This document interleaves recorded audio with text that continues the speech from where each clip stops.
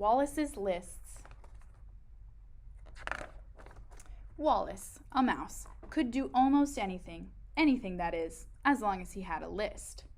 He kept a list of all the clothes in his closet. That way he could get dressed in the dark and everything would match. Wallace had lists of pets he would like, stories he loved, and exciting weather such as thunderstorms, hailstorms, and blizzards.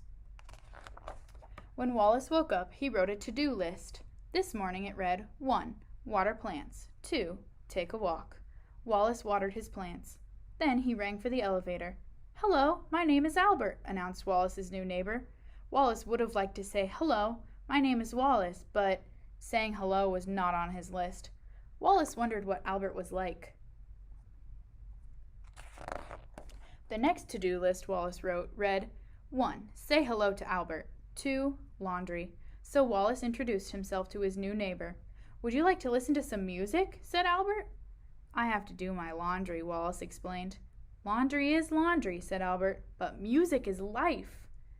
Wallace thought of Albert as he watched his clothes tumble around in the washing machine. When Albert called out, "I'm off to paint some ducks," Wallace wished that painting was on his list. Later that afternoon, Wallace saw Albert's painting in the hallway. Something had gone wrong. Wallace knocked on his door. "Where are the ducks?" "I changed my mind," Albert boasted. Wallace was dumbfounded. "Changing my mind is an adventure," Albert explained.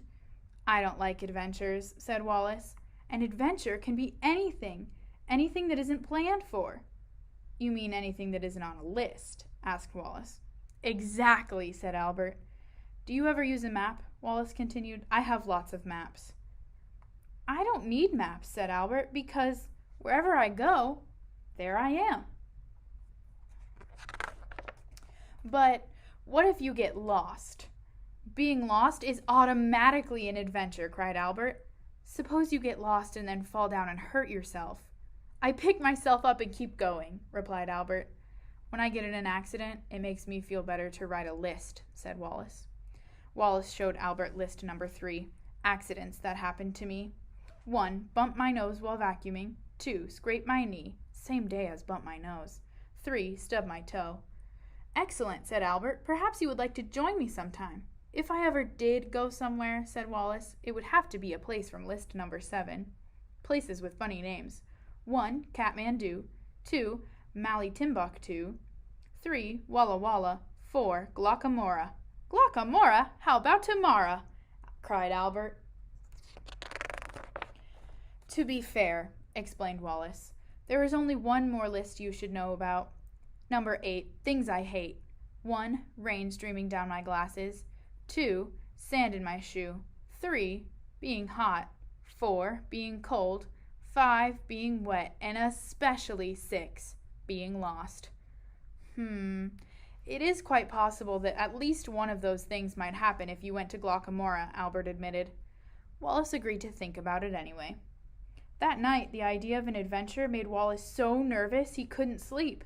When he finally dozed off, it was dawn. Wallace awoke to the sound of rain plinking on his window. He thought that on such a dreary day he might like to share some nice onion soup with Albert. He looked at his recipe. Onion soup. 3 onions, 2 cups of water, dab of butter, pinch of flour, dash of pepper. But Wallace only had 2 onions. Perhaps Albert had one to spare. On his friend's door he saw a note. "I knocked, but you didn't answer. Maybe you don't want to have an adventure after all. I'm off to Glockamora on my plane, the rapid rodent." Wallace watched the sky grow darker and heard the rumbling get louder. A major storm was heading their way. Torrents of water fell from the sky. Wallace had to warn Albert about the dangerous storm. Wallace had to make his way to the airport before his friend took off. He unfolded his map and waited for the bus. Before he knew it, he was drenched. His glasses streamed with water. His map was soggy. If this was an adventure, he sincerely hoped he would never have one again. At the airport, the arrivals and departures board was the biggest list Wallace had ever seen, and it was changing right in front of his eyes. He would have enjoyed standing there and watching it flicker, but first, he had to find Albert. He raced from terminal to terminal. He caught on a baggage belt and it tumbled around with the suitcases. In Terminal 3, he was chased by a cat. Wallace rushed outside and a bus splashed water on him. Wallace decided to go back inside and climb to the observation deck where he could see almost everything. No planes were taking off or landing, so perhaps his friend was safe. Then he noticed a sad-looking fellow. Albert! Wallace was thrilled that his friend was safe. He told Albert how his map got soggy, how he didn't have his rain goggles, and how he was bumped around on the luggage belt and chased by a cat. Wallace, you had a real adventure, Albert explained. But he didn't say much more, since his own adventure on the Rapid Rodent had been canceled. Wallace remembered a list he read in the newspaper. How to cheer up your pals. 1. Listen to them. 2. Buy them chocolate. 3. Tickle their whiskers. But Albert was not heartened by these remedies. Wallace had one more idea. He took Albert to the baggage claim.